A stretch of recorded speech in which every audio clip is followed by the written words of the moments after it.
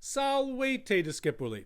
In today's lesson, we will continue our reading in the prologue of Virgil's Aeneid, in which the poet will invoke the muse to remind him of the reasons this story is to be told.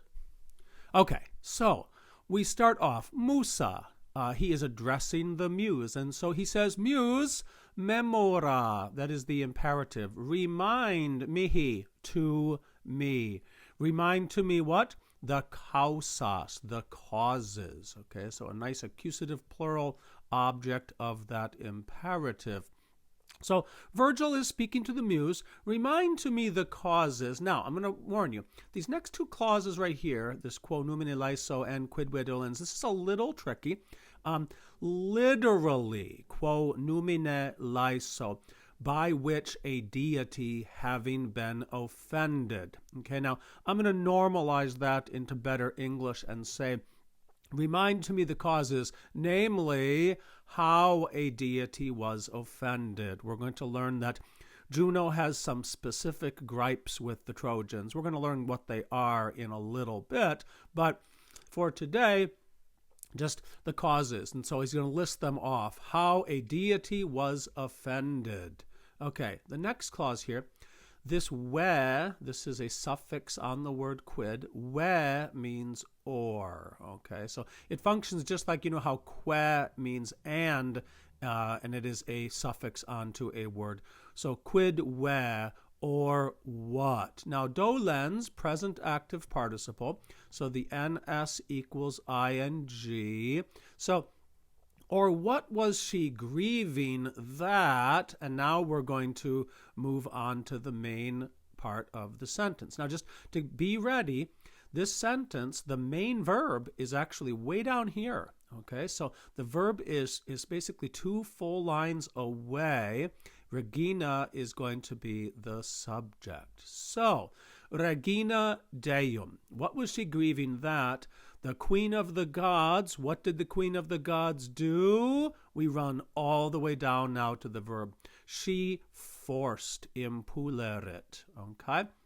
So, we need a direct object for this verb, and we're going to find it right here, okay? She forced a man. Remember the very first line of the Aeneid, arma virumque cano, I sing of arms and the man. So this is the same man, it's Aeneas, okay?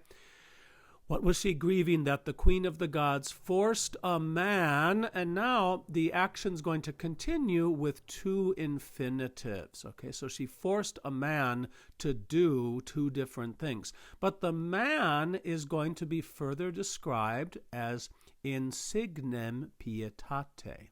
Okay, she forced a man famous in piety. Now, the translation, as you see it unfolding here, is all a jumble, okay? Before we go on to this final clause for today, I am going to construct for you, like in order, what a good translation would be. But for now, I want you to understand that the grammar is the Queen of the Gods forced a man, what kind of a man? A famous in piety man, to do some things. And the things she forced him to do are these infinitives. So let's go look at those infinitives. Okay? Tot volvere casus, to undergo so many misfortunes. Tot means so many or so much. So many misfortunes. And volvere, now it literally means to roll. Okay? I mean, we get the word to revolve from this. Okay? But here, she forced the man, famous in piety, to undergo so many misfortunes. Also, she forced the man, famous in piety, tot adire labores, to endure so many labors. Again, tot, so much, so many, going with labores, okay? So here's the whole translation. Muse, remind to me the causes, how a deity was offended, or what was she grieving that the Queen of the Gods forced a man famous in piety to undergo so many misfortunes, to endure so many labors.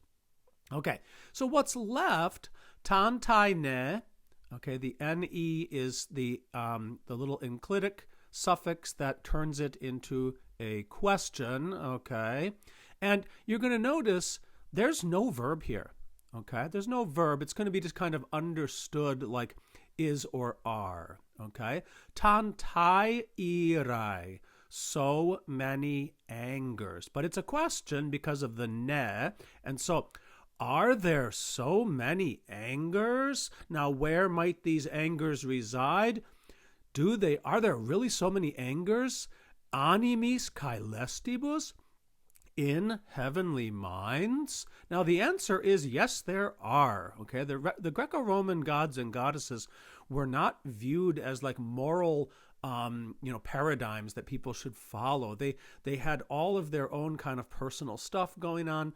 Juno was always angry that her husband Jupiter was cheating on her with various other deities and also humans, and so she is capable of jealousy and anger, and she has anger in her heavenly mind.